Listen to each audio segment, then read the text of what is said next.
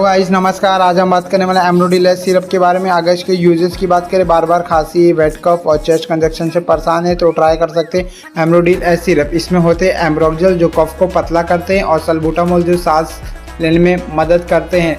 ये syrup wait कफ और chest conjunction में रिलीफ देने में मदद करता है, बच्चे और बड़ों दोनों के लिए। लेकिन डोज हमेशा याद रखें, डॉक्टर की सलाह से ही डोज ले। ऐसे ही मेडिसिन और ज्ञान के लिए हमारे चैनल को सब्सक्राइब करें और इस वीडियो को लाइक करें और शेयर करें और कमेंट